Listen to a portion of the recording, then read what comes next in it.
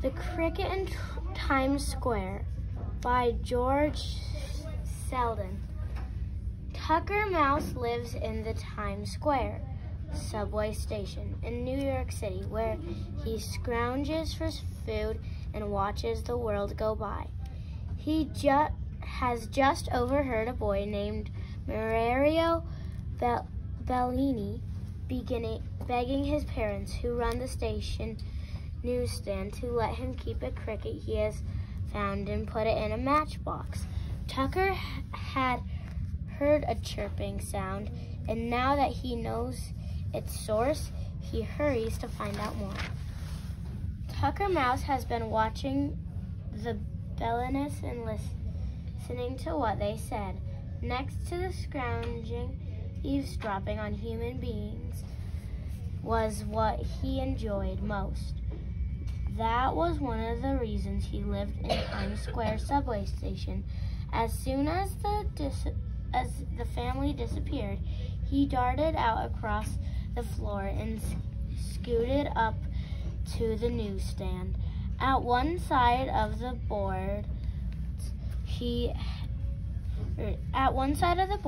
had separated, and there was a wide space he could jump through. He'd been in a few times before, just exploring. For a moment he stood under the three-legged stool, letting his eyes get used to the darkness. Then he jumped up on it. Psst, he whispered. "Hey, how'd you get up there? Are you awake?" There was no answer. Psst, psst. "Hey," Tucker whispered again, louder this time. From the shelf above came a scruffing, like little feet feeling their way to the edge.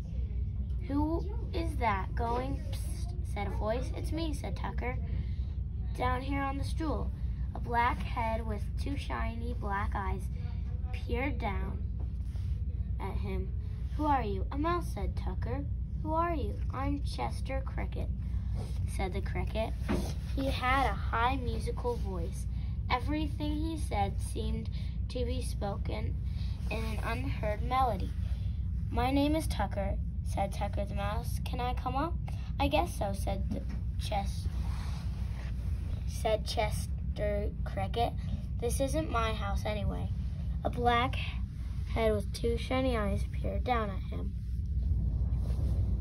So yeah, that's the cricket. That's Tucker. Anyway, Tucker jumped up beside the cricket and looked him all over. "A cricket," he said, admiring. "So you're a cricket. I've never saw one before." "I've seen mice before," said the cricket. "I knew quite a few back in Connecticut." "Is that where you came from?" asked Tucker. "Yes," said Chester. "I guess I'll never see it again," he added wistfully. "How long did you get to New York?" "Or how did you get to New York?" asked Tucker Mouse. "It's a long story," sighed the cricket. "Tell me," said Tucker, settling back on his haunches. He loved to hear stories. It was almost as fun as eavesdropping, if the story was true. "Well, it must have been 3 days ago," Chester Cricket began. "I was sitting on top of my stump, just enjoying the weather and thinking of how nice it was that summer. Summer had started. I live inside an old tree stump next to a willow tree, and I often go up to the roof to look around, and I've been practicing jumping that day too. On the other side of the stump from the willow tree, there's a brook that runs past, and I'd been jumping back and forth across it to get my legs in condition for the summer. I do a lot of jumping, you know." "Me too," said Tucker Mouse, "especially around rush hour. And I had just finished jumping when I smelled something," Chester went on. "Liverwurst, which I love." "You like liverwurst?" Tucker broke in. Wait, wait, just wait. In one leap, he sprang down all the way from the shelf to the floor and dashed over to his drain pipe. Chester shook his head as he watched him go. He thought Tucker was a very excitable person, even for a mouse. Inside the drain pipe, Tucker's nest was a jumble of papers, scraps of cloth, buttons, lost jewelry, some small change, and everything else that can be picked up in a subway station. Tucker tossed things left and right in a wild search. Neatness was not one of the things he aimed at in life. At last he discovered what he was looking for. A big piece of liverwurst he had found earlier that evening. It was meant to be for breakfast tomorrow, but he decided that meeting his cricket was a special occasion. Holding the liverwurst between his teeth, he whisked back to the newsstand. "Look," he said proudly, dropping the meat in front of Chester Cricket. "Liverwurst. You continue the story, and we'll enjoy a snack too." "That's very nice of you," said Chester. He was touched that a mouse had known only a few minutes would share his food with him. "I had a little chocolate before, but besides that, nothing for 3 days." Eat," said Tucker. He bit the liverwurst into 2 pieces and gave Chester the bigger one. "So you smelled the liverwurst, then what?" "I hopped down from the stump and went off towards the smell," said Chester. "Very logical," said Tucker Mouse, munching with his cheeks full. "Exactly what I would have done." "It was coming from a picnic basket," said Chester. "A couple of tuffets away from my stump, the meadow begins, and there was a whole bunch of people having a picnic. They had hard-boiled eggs and cold chicken and roast beef and a whole lot of other things besides the liverwurst sandwiches, which I smelled." Tucker Mouse moaned with pleasure at the thought of all that food. They were having such a good time and laughing and singing songs that they didn't notice me when I jumped into the picnic basket, continued Chester. "I was sure they wouldn't mind if I had a taste." "Naturally not," said Tucker Mouse sympathetically. Why mind? Plenty for all. Who could blame you?" "Now, I have to admit," Chester went on, "I had more than a taste. As a matter of fact, I ate so much that I couldn't keep my eyes open. What with being so tired from the jumping and everything. And I fell asleep right there in the picnic basket. First thing I knew, someone had put a bag on top of me that had the last of the roast beef sandwiches in it. I couldn't move." "Imagine," Tucker exclaimed, "trapped under roast beef sandwiches. Well, there are worse fates." "At first I wasn't too frightened," said Chester. "After all, I thought they'd probably come from New Canaan or some other nearby town. They'll have to unpack the basket sooner or later." Little did I know, he shook his head and sighed. I could feel the basket being carried into a car and riding somewhere and then being lifted down. That must have been the railroad station. Then I went up again, and there was a rattling and roaring sound, the way the train makes. By this time, I was pretty scared. I knew every minute was taking me farther away from my stump. But there wasn't anything I could do. I was getting awfully cramped, too, under those roast beef sandwiches. Didn't you try to eat your way out? Asked Tucker. I didn't have any room, said Chester, but every now and then the train would give a lurch, and I managed to free myself a little. We traveled on, and then the train stopped. I didn't have any idea where we were, but as soon as the basket was carried off, I could tell from the noise it must be New York. You never were here before? Tucker asked. Goodness no, said Chester, but I've heard about it. There was a swallow I used to know who told about flying over New York every spring and fall on her way to the north and back. But what would I be doing here? He shifted uneasily from one set of legs to another. I'm a country cricket. Don't worry, said Tucker Mouse. I'll feed you liverwurst. You'll be all right. Go on with the story. It's almost over, said Chester. The people got off one train and walked a ways and got on another, even noisier than the first. Must have been the subway, said Tucker. I guess so, Chester Cricket said. You can imagine how scared I was. I didn't know where I was going. For all I knew, they could have been heading for Texas. Although I don't guess many people from Texas come all the way to Connecticut for a picnic. It could happen, said Tucker, nodding his head.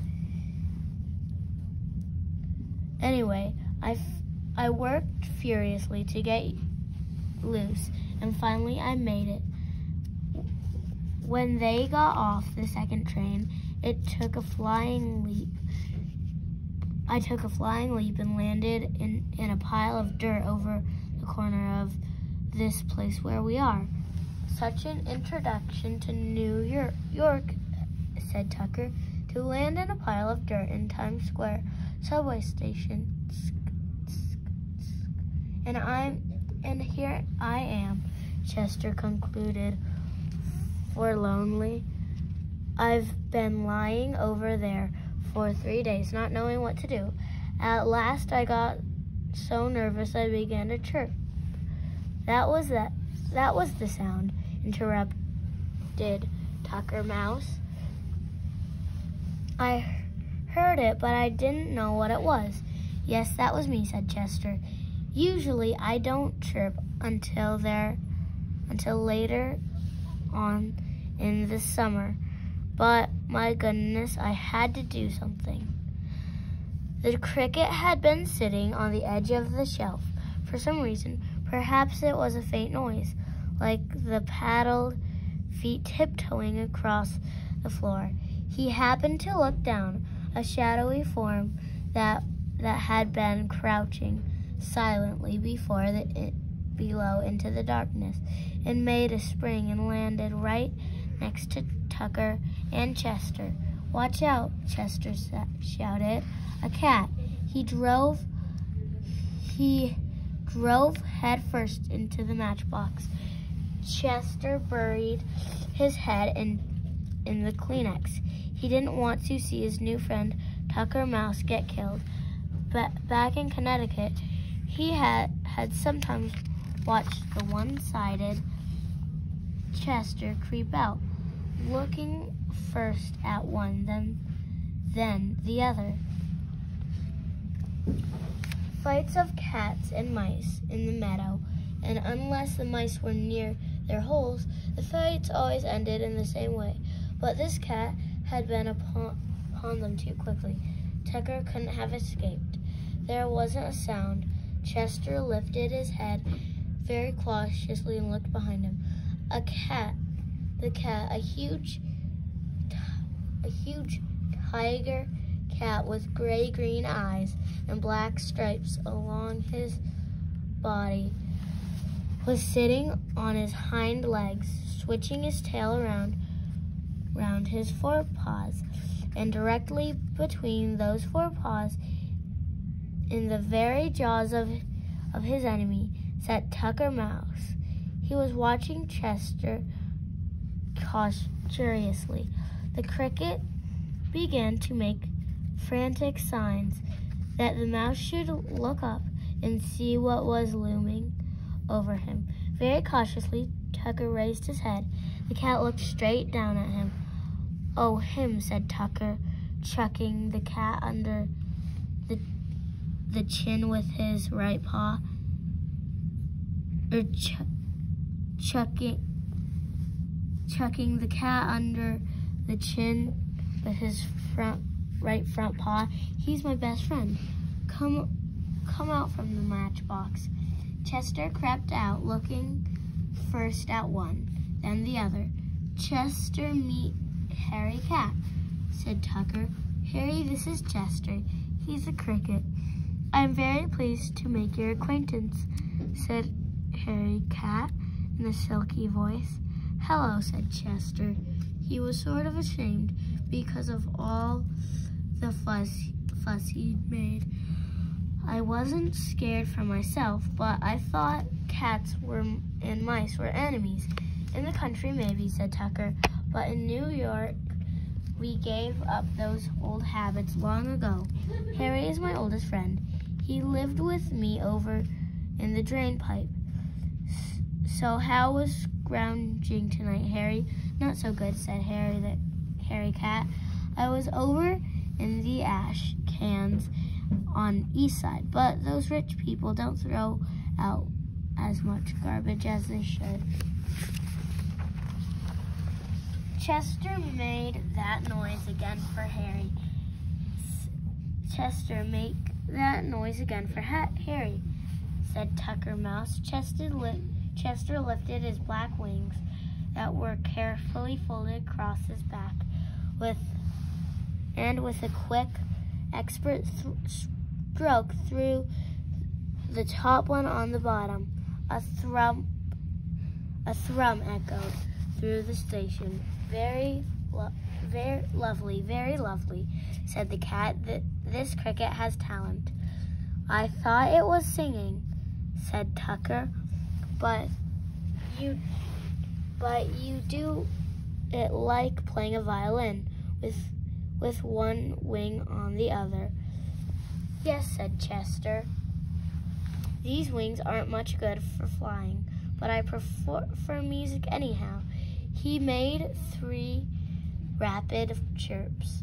Tucker Mouse and Harry Cat smiled at each other. "It makes me want to purr to hear it," said Harry. "Come, some people say cricket goes chee-chee-chee," Chester explained, "and others say treat, treat, treat. But we crickets don't think it sounds like either of those.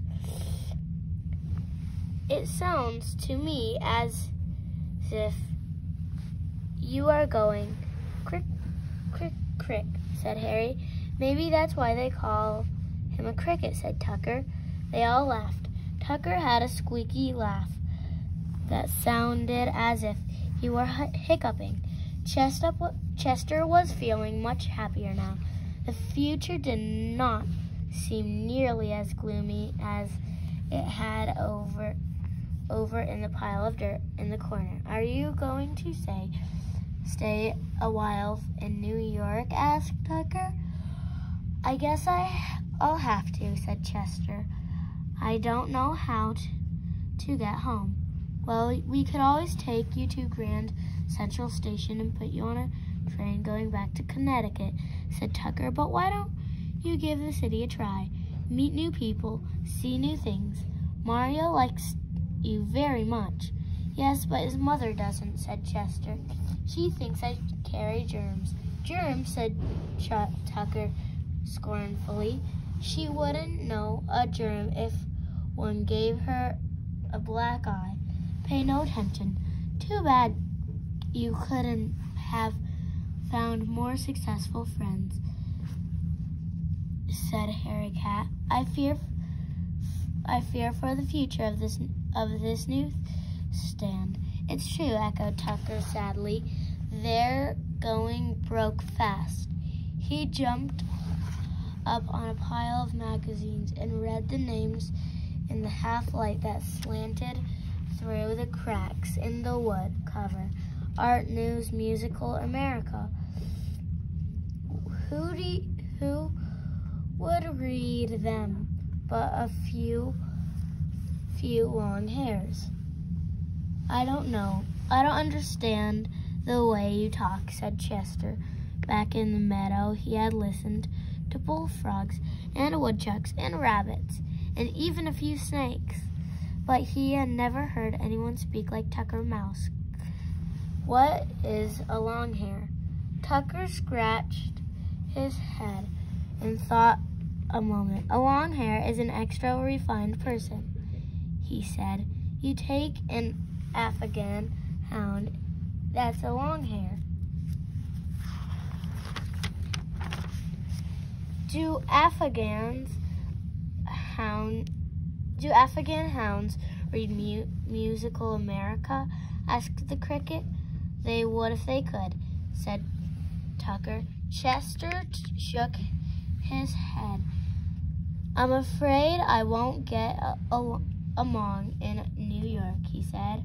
Oh, sure you will, squeaked Tucker. Harry, suppose we take Tucker up and show him Times Square? Would you like that, Chester? I guess so, said Chester, although he was really a little leery of venturing out into New York. As the three of them jumped down to the floor, the crack in the side of the newsstand was just wide enough for Harry to get through.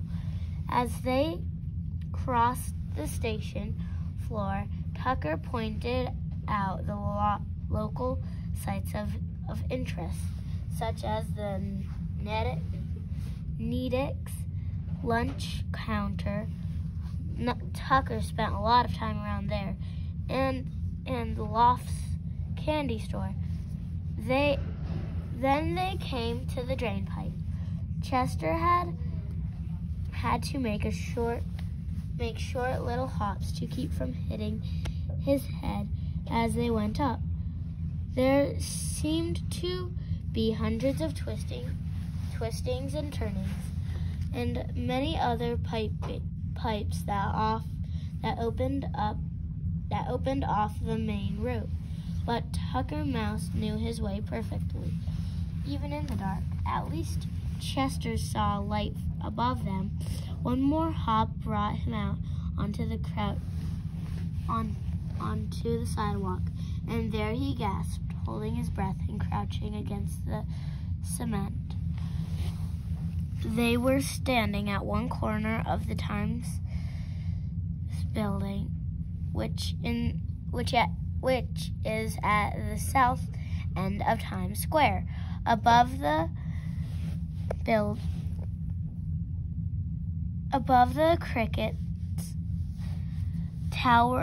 cricket towers that seemed like mountains of light rose up into the night sky.